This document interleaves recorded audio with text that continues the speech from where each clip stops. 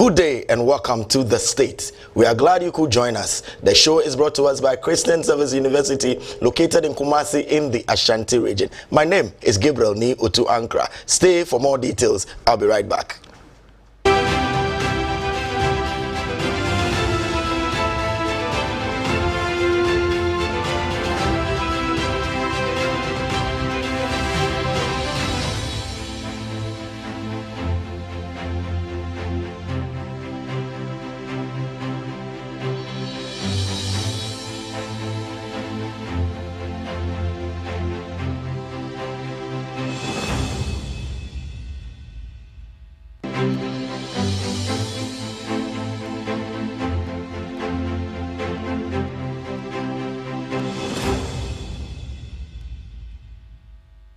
The Christian Service University, a fully chartered private university in Ghana, is inviting applications for admission. Undergraduate programs include BSc Nursing and Midwifery, Computer Science, Information Technology, Bachelor of Business Administration, BA Communication Studies, Planning and Social Development, and Theology with Administration. Postgraduate programs include MSc in Accounting and Finance, Monitoring and Evaluation, Corporate Planning and Governance. We have MA MPhil Communication Studies, MA Christian Ministry with Management, Event Management, MPhil English and Mathematics Education. With quality, faculty and state-of-the-art facilities, we blend academic work with entrepreneurial mindset in all our programs. For more information, please call 0246 275375, 0240-154825, or 0244-596603, or visit our website www.csuc.edu.gh. CSU is located at Odenaho Kwadaso on the Kumasi-Obuasi Road, 100 meters off Star Junction. Choose CSU today to secure the future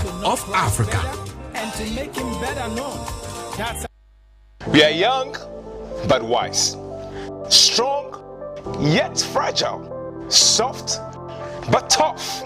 We are young people. Join me, the very Reverend Gideon 𝗟𝗓𝗓 Osabute, as I connect you to the world of young people. It's Why Connect, your new and exciting young people's program, right here on Wesleyan Television. It's Why Connect, connecting youth to Christ. Why Connect? The future is here. See you.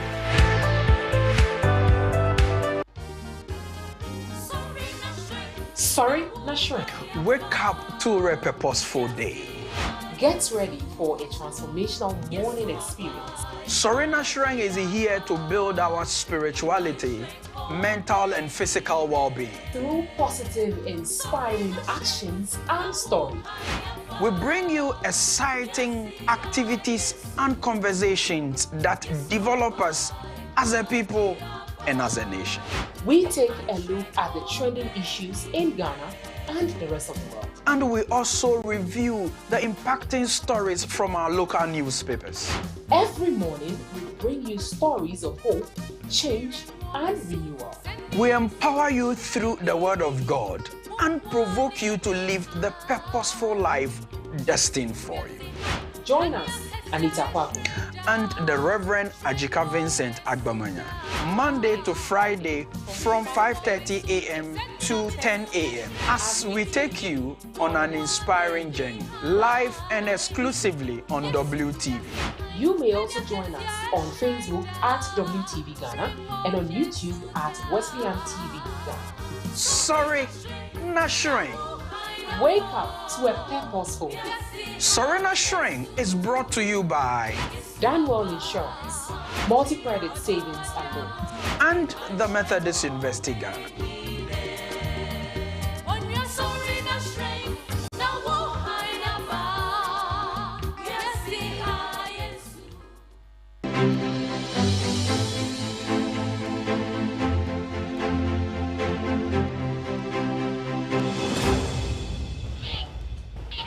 Welcome back. Let us settle on W Briefs. On W Briefs, if you are joining us for the first time, what we do on the segment is to flesh out the topic for discussion for the day. We give you an executive summary of what we are considering for conversation today. So in the lead up to the 2024 presidential and parliamentary elections, the main opposition candidate, John Dramani Mahama, promised to scrap certain taxes which were imposed by the current government. And the NDC proposed the cancellation. This cancellation aligns with the NDC's goal of alleviating the tax burden on households and businesses.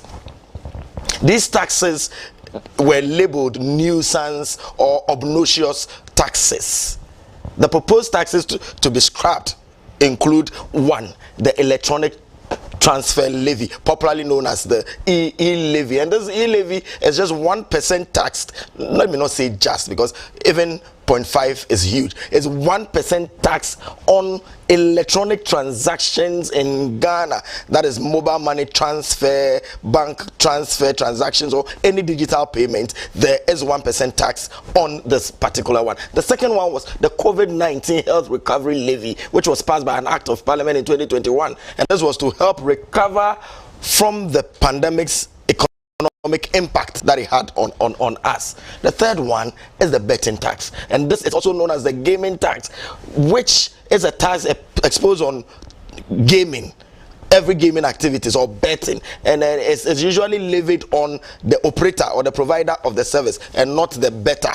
So even this morning, the young boys in Ashaman are asking the NDC government that you promise to scrap betting tax. We are waiting for that particular. So that is the betting tax. And the next one is emission tax. This is an environmental tax. It's usually levied on companies or individuals emitting carbon dioxide, methane, other pollutants that affect ozone layer or the greenhouse gases that are there. So these are the taxes that were promised to be scrapped by the government. These were imposed 2023-2024 by the current government. However, tax experts in the industry have called this promise made by John Mahama too ambitious. They've called it very ambitious, warning that when you remove the COVID-19 levy and you remove the e-levy, it's going to, the projection they make is that over 22 billion Ghanaian cedis revenue will be lost between 2025 and 2027. So you knock it off, experts are saying we're going to have more than 20 billion revenue loss in our revenue generation process. The fear that the cancellation of the taxes announced by the NDC government could create a significant impact negatively, as it were, because there's going to be shortfall in the next budget for the country, the 2025 budget. So scrap e-levy, scrap COVID levy, and it's going to have a shortfall in the revenue in the next budget 2025. How feasible? We asked this afternoon. The question is, how feasible are the promises to scrap the so-called nuisance taxes, particularly when Ghana is undergoing an IMF-supported program? We're going to interrogate the issue. Stay with me. I'll be back to introduce my guests.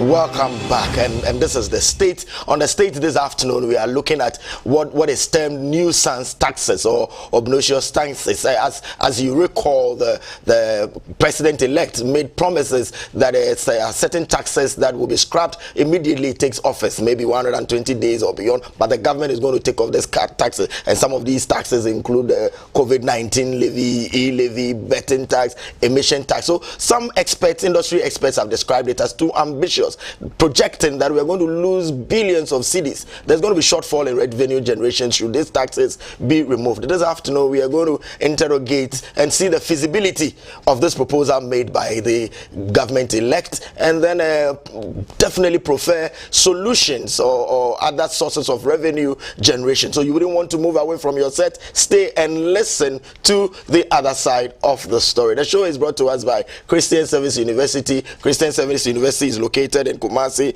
in the Ashanti region. It is an evangelical liberal arts institution established 50 years ago to train men and women with ethical values for transformational leadership in Africa. Admissions for 2024-2025 academic year is in progress for undergraduate and postgraduate programs. CSU offers academic and industry-driven programs in nursing, midwifery, business administration, communication, planning, and computer science. For more information, please contact our admission relations officers on 024 275 375, 024 154 825, 0244 6603, or visit our website on www.csu.edu.gh.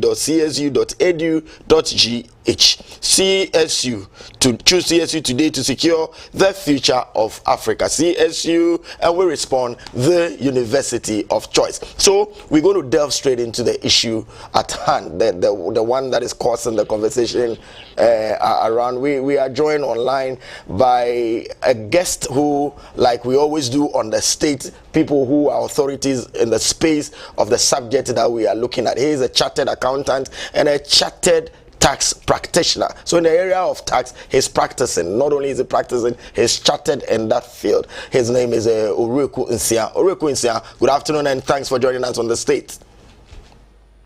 Good afternoon, sir. Good afternoon. And good afternoon to your cherished viewers. If you could speak up a bit so that we can hear you, 𝗟𝗜𝗩𝗘, that will do us. We are very glad to have you on the show. First off, let me start with a preliminary comment. So let's look at the environment, the economic environment in general. The finance minister is saying that they are leaving behind a resilient economy of 7% growth, and then also when you check the dollar rate, the dollar is now doing 15.7%. Or are we saying that the economy is good as we go forward? We will say the economy is taking steps. We are taking steps to be good. Because we've suffered enough for the last 4 quarters. Things were not good, but we are seeing signs of improvement. But before we start, one thing that I want all of us to take notice: politics and economics. If we can put a break or try to separate the two for today's discussion, that is going to help us, because most of the issues that we are going to discuss are more political in nature. And when we are discussing economic issues and we bring in the political side, it mostly makes a little sense out of it. So what I'll say is, as we are going to delve into whether it's good to scrap it, whether not good, what are the steps we need to take, we need to make sure to take away the political issues around it, and let's see the economic benefit or the disadvantage that it will bring. The initial issue has to do with the scrapping of these nuisance taxes, and we all bear witness to the fact that both parties, that's NPP and NDC, they all placed in their manifesto that they were going to scrap it, meaning the majority of Ghanaians supported these two parties, meaning these two parties went to their people and their people told them that these are taxes that you need to take them off. So eventually, we knew going into 2025, these taxes were going to take out of our government revenue. So it's no news that people are asking the president-elect to take them off. So if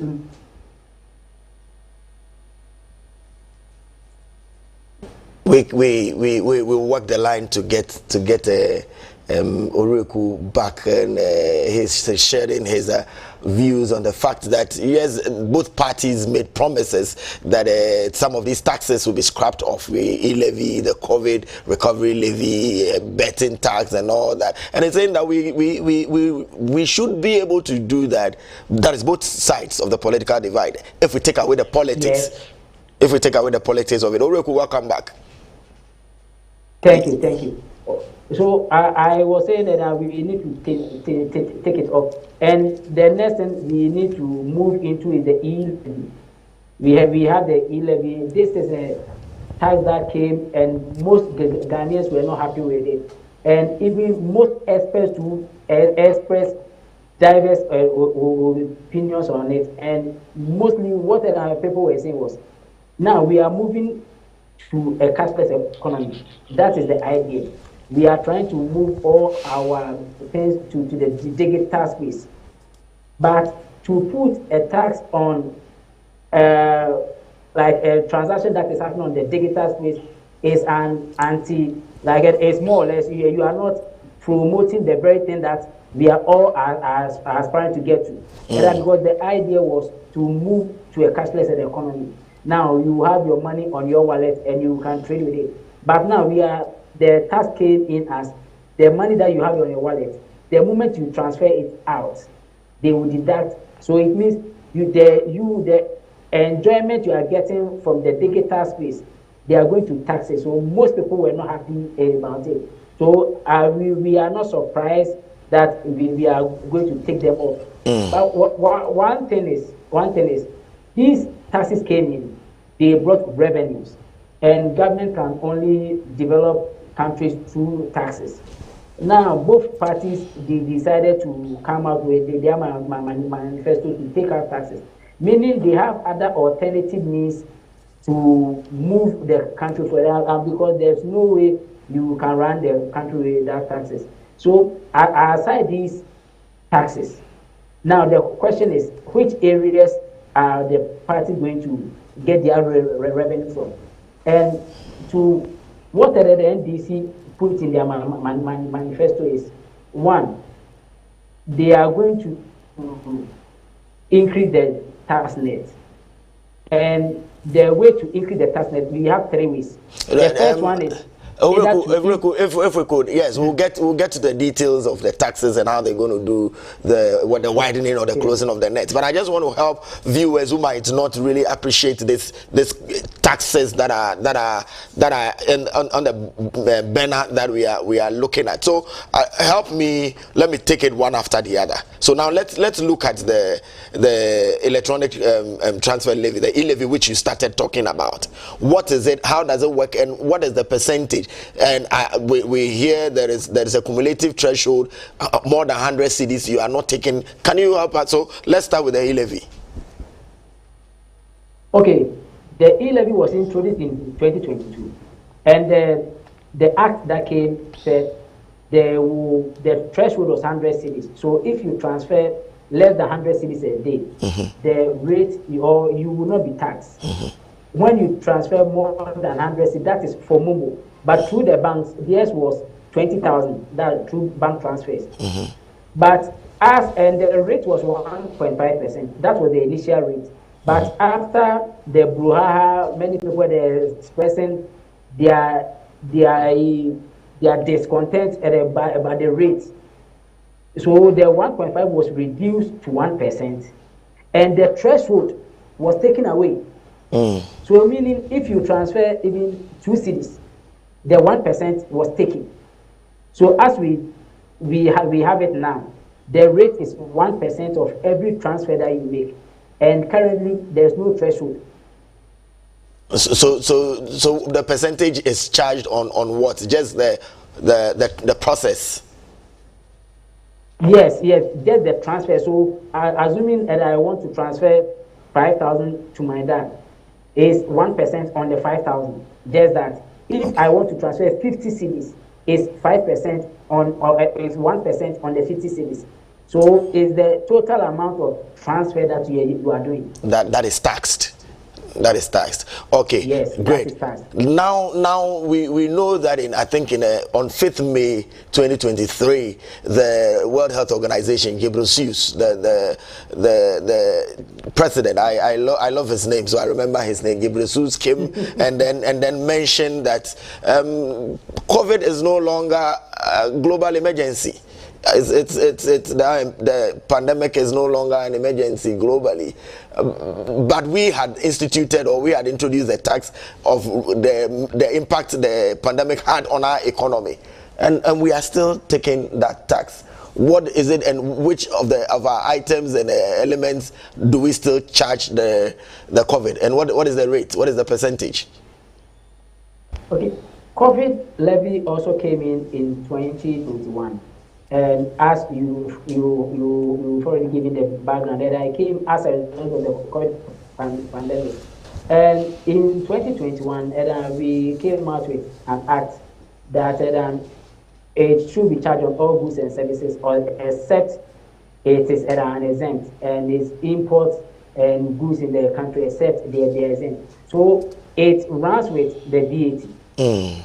It moves in tandem with the VAT. So any item that we apply the VAT on, the COVID levy too was applied on it, and the rate was 1%. And also, it was around, I think, few years before that we brought in the cascading effect of the VAT, that you first have to charge the levies before the actual VAT comes. So we had the levies of Get Fund levy 2.5%, the NHL levy 2.5%, and now we brought in the COVID levy, which is 1%, meaning you are having levies of 6% that you can't claim input.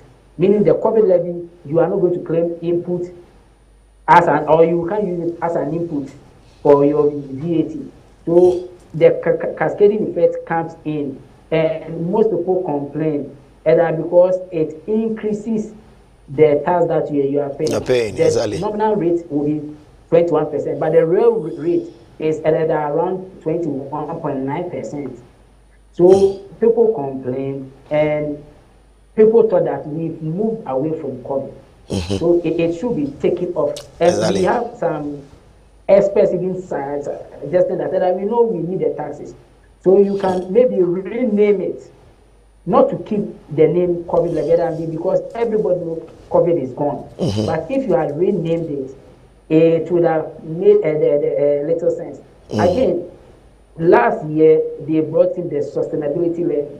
So people thought that bringing in the sustainability levy should have been the right time to take out the COVID levy. Because this time around, you are telling the people that you need money to sustain the economy. It makes sense because we've gone through turbulent times.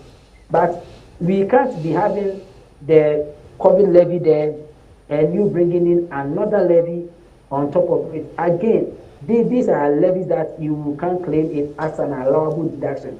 The sustainability levy is not an allowable deduction. So it was right for people to complain. And practitioners also suggested to the government that they should have a second look at it.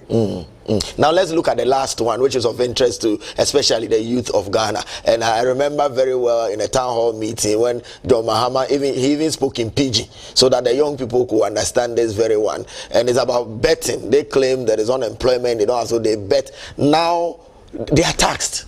I think it works more like withholding tax from the provider, or that is when they are taxed. So let's look at the betting tax too, and the rate at which the percentage on it. Okay, the betting tax, let me take us back a little. That's fine.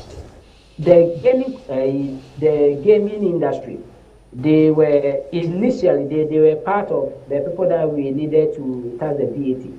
But they had issues with even computing it, and it was a little cumbersome. So they decided that, okay, they will scrap the VAT and bring in what you have, the gross gaming revenue. That will be for the main operators. So for them is the stakes minus the winnings. Then you charge 20% of it. That will be the CIT for the betting company. Now, they wanted to also tax the individuals or the people that bet. And the Act 896 brought winnings on lottery. We had winnings on lottery in the Act 896. And the threshold was, I think, 2495. And it was 5%. You win less than 295 or less, it is exempt. But if it's more than that, you will have 5% withholding tax. That again was repealed along the line. So the Act 896 repealed it.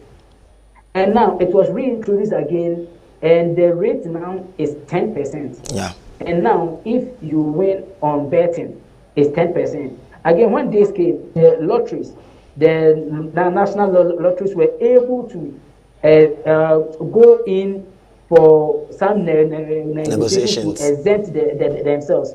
So you could have the lotto operators not withholding the 10% from the people that stake with them. But the betting companies, for the betting companies, they weren't successful in that engagement. So now, if you bet, they will withhold 10% from their winnings. And again, this one too, most people said the rate is too much. In fact, the idea that, or the response that mostly we receive is, this is a sin tax, meaning they are putting it on it to discourage people from betting. Exactly. And again, I say, if we feel the betting is that bad, then we should scrap it, or we should go in for a much higher rate if we really feel that it's bad. But if we think that we need to cash it in, then the rate should maybe be at how it was, the 5%. The 5% was okay. And again, when you meet most of the youth, what they are saying is they are not getting enough jobs. There are no more enough for the opportunity. So what they do these days is they know how to do some payment with these football games, with this cycling. So they will do their payment, they will get some cash, and you will now come and tax it. So they feel that one too was too harsh for them. So you know, early government, Baumia said he will take it off, and we are not so surprised that the president-elect also said in his manifesto he too will take it, because the youth were really complaining about the 10%. Yeah. The 10% may seem not to be too much, but they look at from the angle that you will not win for some time. You stake, you will lose, you stake, you lose. But the moment you gain, they will come in for the 10%. They'll come in for the 10%. And so, viewers, if you are just joining us, this is the state. This afternoon, we are looking at the nuisance tax, as it has become to be known and called, that the president-elect promised. We are even, the expert is reminding us that even the current government, the presidential candidate Baumia, also mentioned scrapping some of these taxes so that it alleviates the burden on households and businesses. So the e-levy is there, the COVID-19 levy is there, the betting taxes. This afternoon we are looking at the proposal to scrap them off. And I mentioned earlier on that the young people in Ashaman are reminding the president that he promised that betting tax is going to go off, and they are watching closely. So we are looking at the feasibility of this proposal that they will scrap these taxes, and then the shortfalls, as we've learned by experts in the industry, that is going to come in the next budget, as if should these taxes be scrapped off. So that is what we are looking at, and we will look at other sources or alternative sources of revenue should these taxes go off. And we are joined on the line by a chartered accountant and a chartered tax practitioner, 𝗟𝗜𝗩𝗘. So if you are just joining us, just follow closely and enjoy the conversation on scrapping of some taxes as has been made by the president-elect and his government. So 𝗟𝗜𝗩𝗘, let me come back to you now. Let's look at the proposal. The proposal by the government-elect to scrap these taxes off. Let's look at it and weigh its merits and demerits. Okay, so we will have a look at how much we've been able to rake in from the e-levy and the COVID levy, because now that there's a proposal to scrap it, it means we are going to have revenue loss. So in 2022, you know, this issue dragged in Parliament for more than 6 months. So in 2022, the estimated revenue dropped drastically. So we were able to raise around 0.64 billion. That is around 640 million Ghana cedis in 2022. And in 2023, it increased to 1.19 billion Ghana cedis. In 2024, we are around 2.1 billion. So that you could see we are getting enough from there, from the e-levy. The COVID levy also, we were able to get 1.18 billion Ghana cedis in 2022, 1.47 billion Ghana cedis in 2023, and we are around 3.1 billion in the third quarter this year. So you could see it's increasing, it's rising. Now the rate keeps going up. So the question arises, if we are to, and again, in 2025, looking at 𝗟𝗓𝗓, the 𝗟𝗓𝗓 did an estimation, what did they estimate for 2025, 26, 27, with the 3 years in mind. 𝗟𝗓𝗓 were expecting e-levy to be around 8.2 billion Ghana cedis. That is, they were expecting 2.4 billion in 2025, 2.74 billion in 2026, and 3 billion in 2027. So that will be the cumulative revenue that they were looking at by their projection. Yes. So per projection, they were looking at 8.23 billion Ghana cedis for the next 3 years. And for COVID-19, they were looking around 13.9 billion. That's close to 14 billion. So in all, the two taxes, we are looking around 22 billion Ghana cedis. So this is the more reason why people are saying it is going to give a shock. It is going to give the economy a shock, because you are going to have inflows cutting by 22 billion Ghana cedis. And this is a government that promised so much in their manifesto. So the question arises, where are they going to get the alternatives? Where are they going to get the other sources of income from? How are they going to raise the revenue to fund the expenditure, the government spending? So that is the question people are raising, and it's a legitimate question, because if you are going to scrap this, if you are going to lose 22 million, and again, I didn't add the data for the betting tax. So you could see we will be in the region of 24 billion Ghana cedis if we are to scrap this off. So those are going to be the shortfalls that we are going to. Let me take your thought on this, 𝗟𝗓𝗓. So Ghana is a small open economy, yet we have about 27 tax handles that are coming. So if we don't scrap this taxes, how or in what areas will it undermine government's ability to meet developmental and operational needs?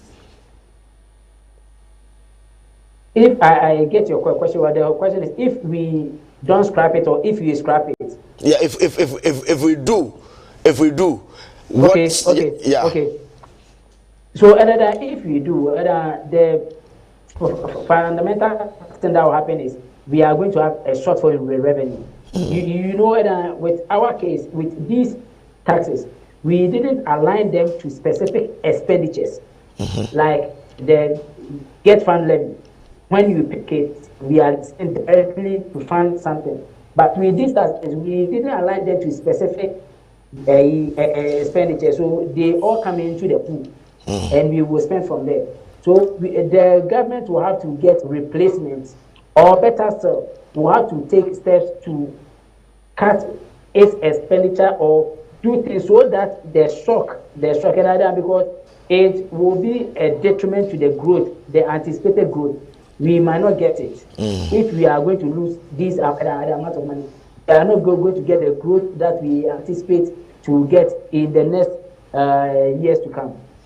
From where you sit as a tax person, we know when they are introducing some of these regimes or this taxes, they do enough consultations with the technocrats, with the technical people, and on the background. So, from where you said, have you been privy to? Because you mentioned earlier that it's not only the NDC that is promising that they will scrap off these taxes, but the NPP too had it in their manifesto.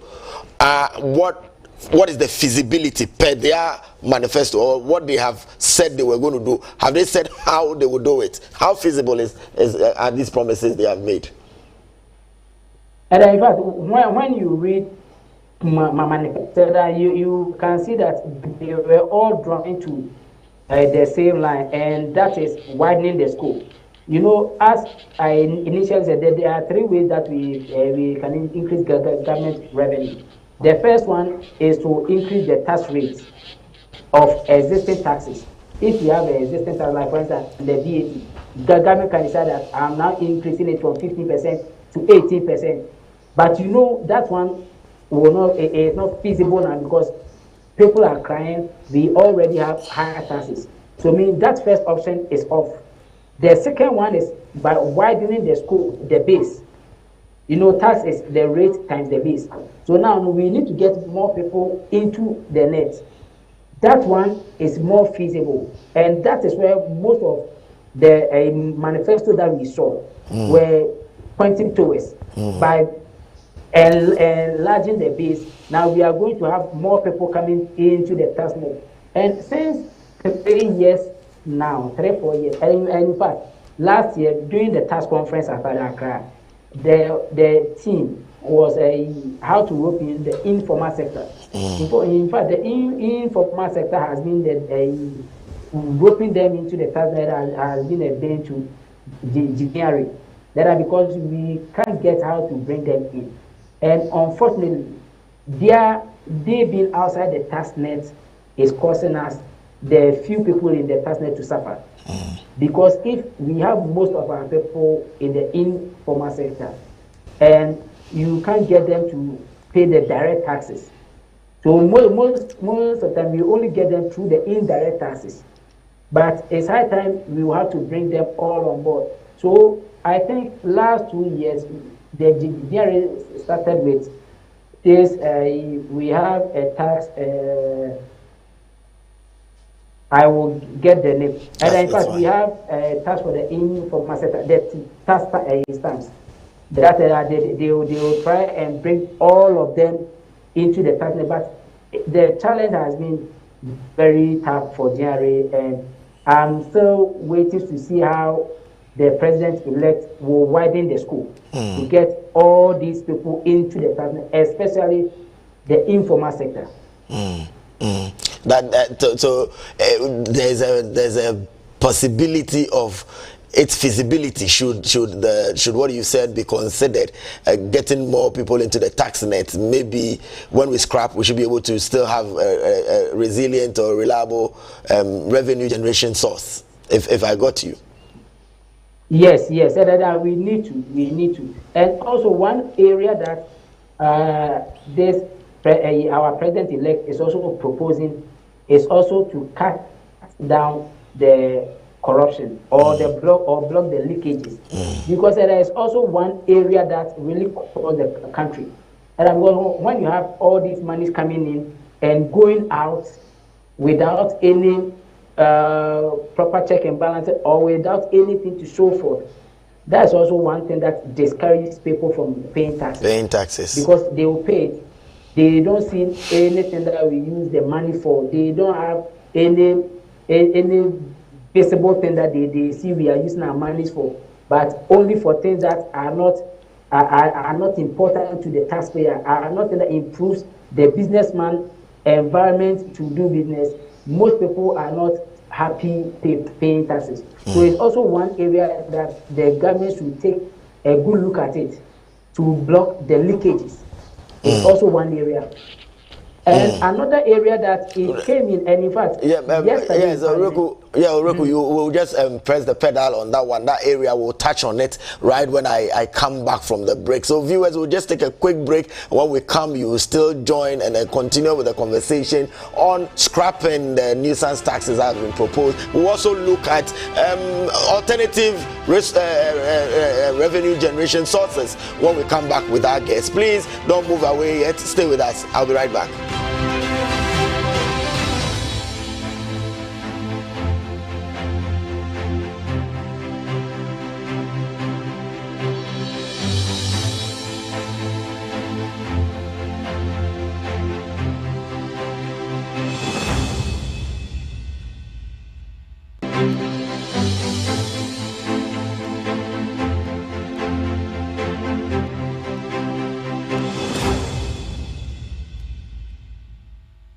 The Christian Service University, a fully chartered private university in Ghana, is inviting applications for admission. Undergraduate programs include BSc Nursing and Midwifery, Computer Science, Information Technology, Bachelor of Business Administration, BA Communication Studies, Planning and Social Development, and Theology with Administration. Postgraduate programs include MSc in Accounting and Finance, Monitoring and Evaluation, Corporate Planning and Governance. We have MA MPhil Communication Studies, MA Christian Ministry with Management, Event Management, MPhil English and Mathematics Education. With quality, faculty and state-of-the-art facilities, we blend academic work with entrepreneurial mindset in all our programs. For more information, please call 0246 275375, 0240-154825, or 0244-596603, or visit our website www.csuc.edu.gh. CSU is located at Odeneho Kwadaso on the Kumasi Obuasi Road, 100 meters off Star Junction. Choose CSU today to secure the future of Africa. And to make him better known.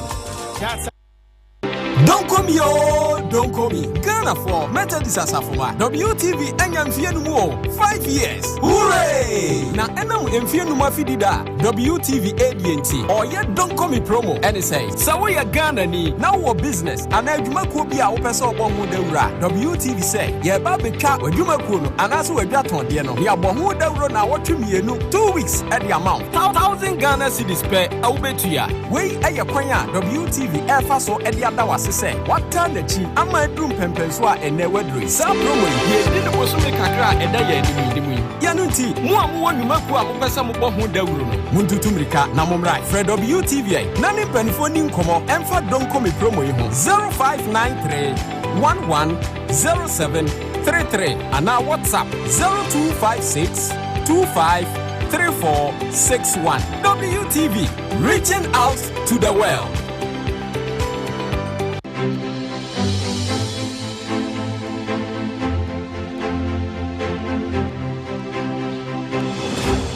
Welcome back from the break, and you are still on the state.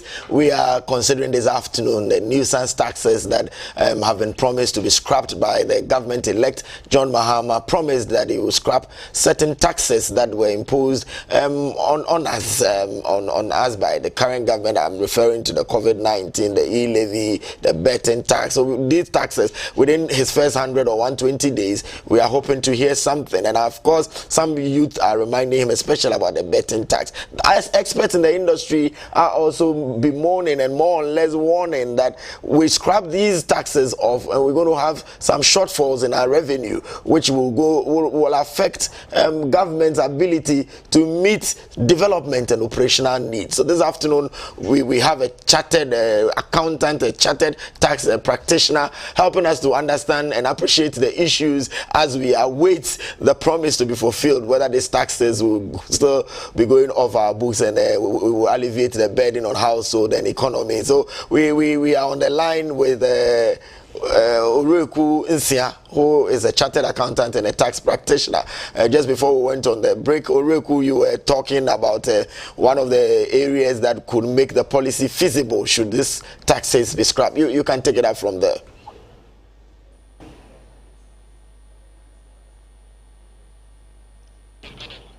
So we're working a line to get 𝗟𝗑𝗩𝗘 to come and so that we look at how feasible this promise is, and then also alternative resource generation avenues. Should these ones go off, are there going to be other subtle taxes that will come with different names?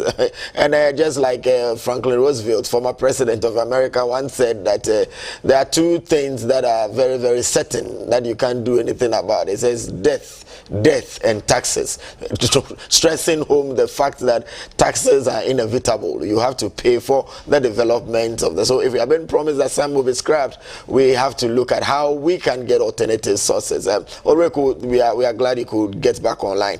Welcome. So I was asking that you, before we went on the break, you were on the leg of telling us one of the areas that you think has been mentioned that could make the scrapping feasible. So please take it up from there. Okay, and the other areas too, we have the property and the rent tax. These are areas that the GRA has entered, and GRA has taken steps to do the collation, try and do the digitalization to know who owns what property. These are areas that the government can take advantage and tax, and also the rent tax. You know, we have it in our laws, but we are not using it. Another area too has to do with the VAT electronic invoicing, the e-invoicing. This is also a tool for tax compliance, because we have most people in our tax space that are not compliant, because monitoring them is a little difficult.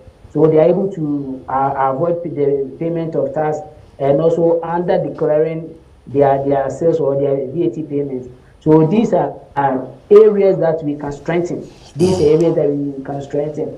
And also one area that we can do, and even the IMF and other bodies are pushing over the years, I have to do it, the tax amnesty that we've been granting. Like for instance, as we stand, we have a bill in Parliament that we want to grant at around $335 million tax amnesty to entities that were in the 1D, 1F. Now, for a country like Ghana, if you are to grant this amnesty, whereas around this same time we are at IMF taking delivery of $360 million.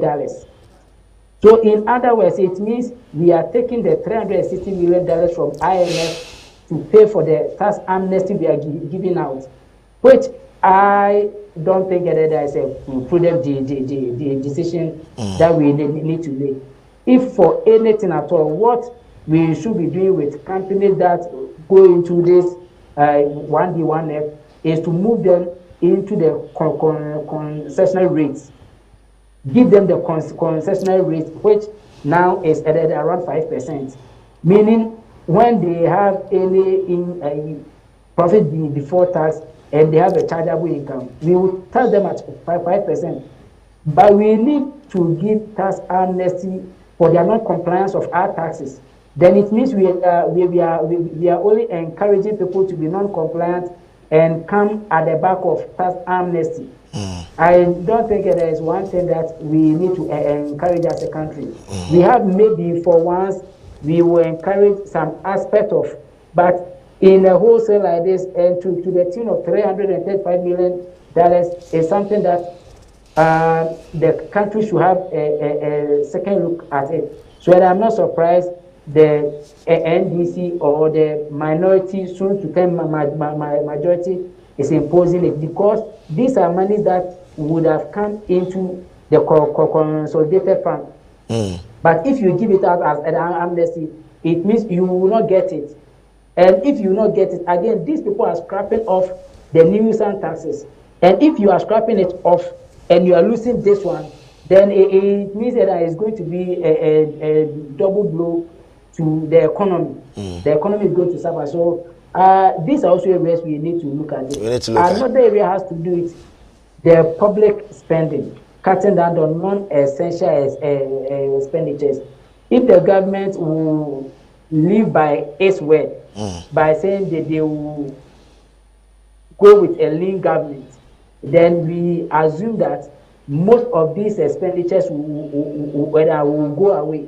And then because the profligate spending of our government also put a strain on the budget.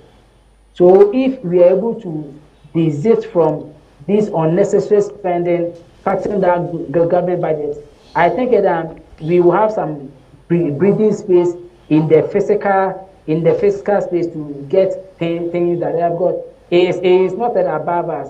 And again, when you reduce these taxes, when you scrap them off, the disposable income for the individuals are going to increase. The young guys are shaman that you are mentioning. If they are able to get their full betting income, they are going to spend it. They are going to spend it on goods and services. So it means the turnaround time of those money are going to improve the very economy we want to build. So why don't we give the money or put it in the hands of the citizen to spend, the household to spend, than to get government spending it in unnecessary areas, which most people will eventually complain and be a disincentive to paying the tax. You've mentioned two things I want to touch on, two areas I want to touch on. One has to do with more or less alternative source of generating income or funds for the economy. But let me start off with, the IMF supported program that we are on now. It ends in December 2026. So should these taxes were part of the bracket that were considered for the program, should they be scrapped? What happens to the program? No, for the program, as you said, it will run now. We have around $1.4 billion to take from them. So if we scrap it, it means to the money that we would have used, the $360 million that we are expecting, we are going to use it on the things that we were using the e-levy and those things on. So as we said, we have a hole in our revenue in the consolidated fund to fill, and that hole must be filled with other source of income, or you have to move to the expenditure side to cut down some of the expenditures. Because IMF will be very happy with us if we tend to be more fiscal disciplined. They will be very happy with us, because it's their wish that every country will be able to live within their means. So if we are able to cut or scrap these taxes and also the fiscal discipline, IMF will be happy with us. But most of the time, most African countries, they will go for the IMF program, and just after a few years, they will go back to the very thing that they were doing, that's the indiscipline in their fiscal space. They will be spending anyhow. So they will, within the shortest time, they are going back to the IMF for bailouts. Do we foresee a time where we can win ourselves off this strength from these Bretton Woods institutions if we are physically disciplined? Yes, that we can. And because if we decide to cut down most of the importations that we do, because our major problem has to do with the depreciation of the currency, and the bottom line has to do with the buying of the dollar to go and trade outside. And most of the time we import things. So if we have a policy or a program that we are going to get more homegrown substitutes for the things we import, meaning that we will not need dollars to take it out to import, but we have homegrown products. As like for instance, as we import a chicken, we import tomatoes, we import rice. All these are things that we can get them in the country.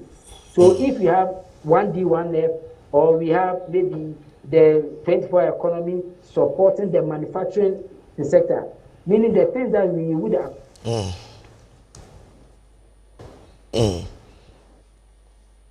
Oreku's line tripped again. We will ask him again.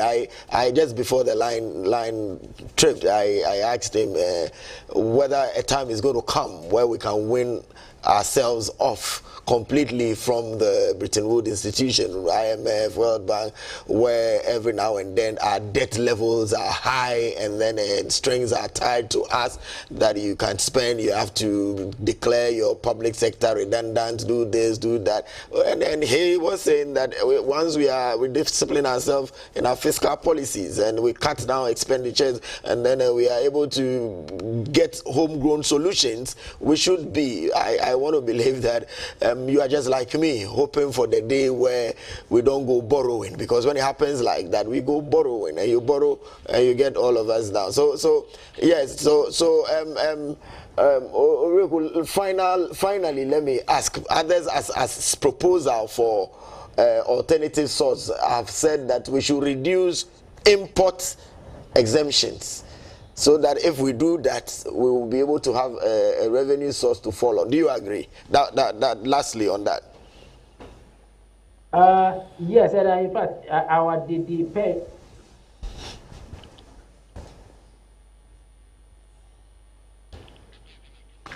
We missed just getting when a conversation is getting interesting, getting to the tail end of it. The network seems to be it keeps to be tripping when we are asking the issues that are mainly on most Ghanaians. The interesting bit of it where we asking imports, you know, most of the imports that happen at the harbor when they are given exemptions, and it makes some are zero rated and all that. So it makes your final words on what I asked. Your final words, Oreku. Oh, okay. You are talking about the import issues. Yeah, so you just touch on it. Yeah, touch on it and then run up. We have to take a good look at it. We have to take a good because most of the goods are zero rated, and some of them to the arbitrary rated.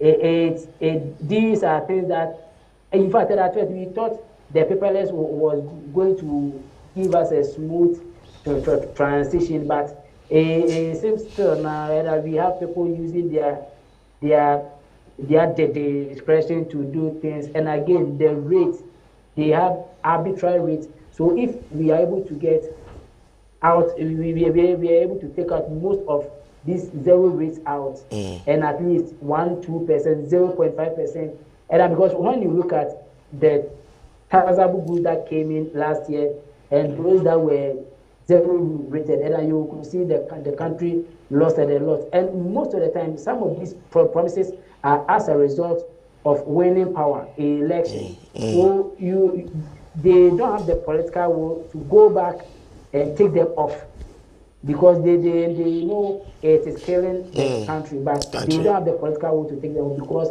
they said it during political campaigns. They said it to win power. So taking them off mostly is difficult. But if they have if they gather the momentum to do that, to save the economy. It will save the economy so much. We want to thank you very much, 𝗟𝗓𝗩𝗘. 𝗟𝗓𝗩𝗘 is a chartered accountant and a chartered tax practitioner, helping us to really appreciate the issues of a nuisance tax has been proposed that will be scrapped by the government elect, and the anticipation of the young people to see some of these taxes scrapped off. So we've looked at alternative sources of revenue generation should these taxes be scrapped, and the impact on the economy. So this afternoon we've looked at taxes. We need to pay our taxes so that we can have more development. And so let's keep the conversation going. Make sure that you join us again on Friday for that interesting conversation for us to have. So please make a date with us once again on Friday. My name is Gabriel New to Ankrah, saying goodbye.